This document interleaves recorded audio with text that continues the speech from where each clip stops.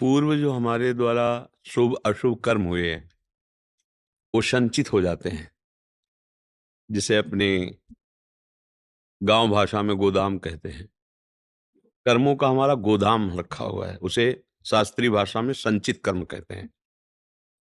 उससे कुछ कर्म निकाल के शुभ और अशुभ शरीर की रचना होती है। दोनों मिश्रित है, शुभ कर्म और अशुभ कर्म।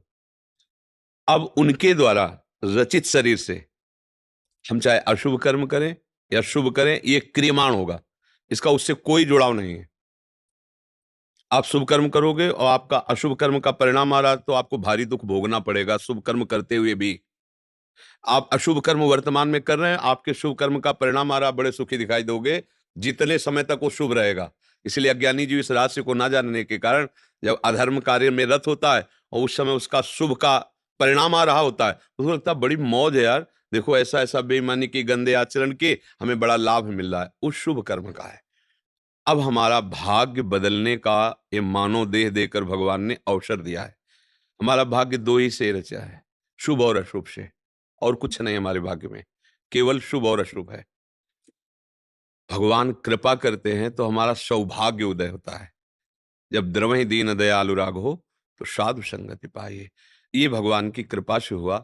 हमें संतों का संग मिला, शास्त्र स्वाध्याय करने का अवसर दिया और हमारे मन में निश्चय हुआ कि अब मुझे भगवान का भजन करना है। एकमात्र भगवान की शरण में होकर, प्रियालाल की शरण में होकर जब उनका भजन शुरू किया, तो भजन का कार्य है, सबसे पहला कार्य भजन क्या करता है, वो जो हमारा गोदाम जमा है ना शुभ अशुभ का, उसमें आग लगा देता है, भस्म कर देता है। जब तक वो भस्म नहीं होता है तब तक हमारे अंदर शुद्ध ज्ञान प्रकट नहीं होगा। जहां हमारे अंदर शुद्ध ज्ञान प्रकट हुआ तो प्रारब्ध भोग हमारे लिए खिलवाड़ हो जाता है। जो शुभ अशुभ कर्मों का परिणाम है ना, वो शुभ में हर्षित नहीं होगा और अशुभ में शोकित नहीं होगा। अब वो आगे बढ़ पड़ा, अब उसका भाग्य बलवान होता चला जा रहा है, क्योंकि शुभ अशुभ से रहित होकर वो जीवन मुक्तता की तरफ बढ़ रहा है। तो बोले बड़े भाग पाई सत्संगा। भाग कब बड़े हुए? शुभ अशुभ से रहित होकर। कब? बिना प्रयास होई भव भंगा। अब संसार से मुक्त होने का अवसर आ गया। अब हमारा ये नवीन भाग्य बना जिसमें भगवत प्राप्ति लिख गया। ये शुभ अशुभ कर्मों से नहीं हुआ, ये कृपा से हुआ है। गुरु कृपा से, संत कृपा से, शास्त्र कृपा से ये हमें अवसर मिला हुआ है। समझ पा रहे हैं आप जी?